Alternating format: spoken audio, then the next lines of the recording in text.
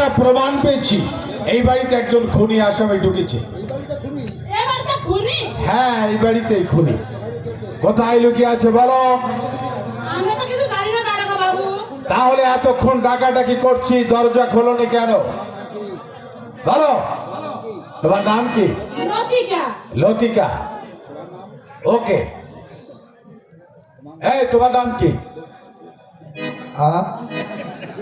বুঝতে পারছো না? আমার না নেকা সাচ্ছ, আমার নেকা সাচ্ছ। হাজতে যাওয়ার ভয় আছে?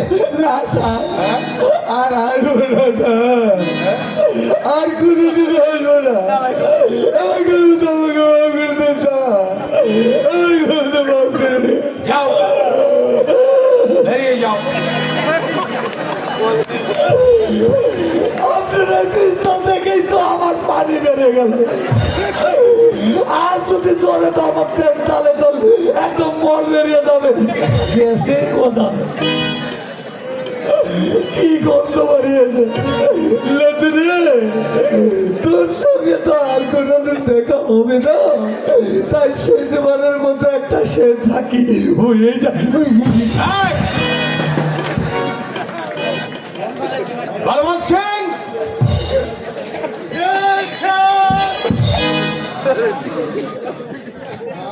साहब, ऊपर का कमरा में सोने का गहना और बहुत रुपया। কোন ঘরে পেয়েছো? और खुला वाला कमरा में। কোনাওয়ালা কামরাবে। ওই ঘরটা কার? আমার। ও, সেই জন্যই বুঝি ঘোমটা দিয়ে কলা বউয়ের মতো দাঁড়িয়ে আছো। ঘোমটা খোলো, খোলো ঘোমটা খোলো।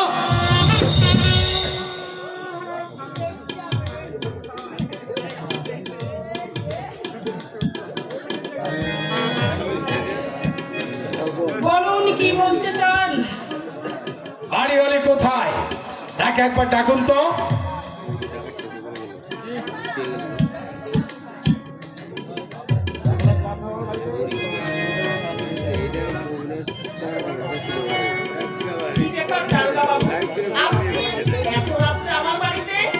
হ্যাঁ, আপনি বাড়িওয়ালি?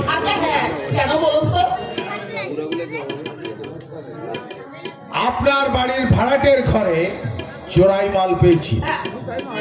শুধু তাই নয়, আসল আসামি কোথায় পালিয়েছে ও ভালোভাবে জানে। আর মালটা যে তার এ বিষয়ে আমরা নিশ্চিত। ব্যাগের গায়ে লেখা আছে সুরজ প্রসাদ আগরওয়ালা। অতএব খুনির দলভুক্ত মনে করে আমরা ওকে গ্রেফতার করলাম। বলছিলাম কি দারোগা বাবু, আসামিকে যখন পাওয়া যাচ্ছে না তখন মেয়েটিকে না দিলেই নয়। আপনি ভুল করছেন।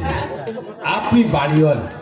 আপনার বাড়ির ভাড়াটের ঘরে আমরা চোরাই মাল পেয়েছি। সুতরাং আমরা এখানে কোনো অজুহাত দেখব না। আমরা আইনের প্রয়োগ এখানে করবই। ওকে আমরা নিয়ে যাবই।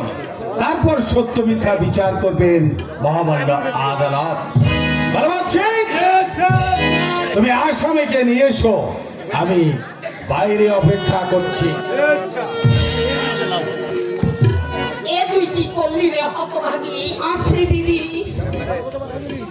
কেন কেন তুই পরের বোঝা মাথায় তুলে দিলি রে হতভাগী? ভালোই তো হলো দিদি, রোজ রোজই নরক যন্ত্রণা ভোগ করবার চেয়ে সেখানে গিয়ে আমি অনেক শান্তিতে থাকি। আসিরে লতিকা, অনেক দিন একসঙ্গে থেকে গেল, জানি না জীবনে আর কখনো কোনোদিন ফিরব কিনা।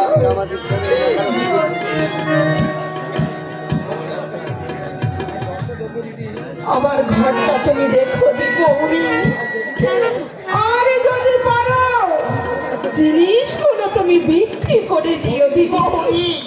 একটাই শুধু দুঃখ রইল দিদি, ভালোবেসে ঘর বাঁধতে গিয়ে লোকের কাছে চোর খুনি মিথ্যেবাদী অপবাদ ছড়া আমি আর কিছুই পেলাম না দিদি, আমি আর কিছুই পেলাম না।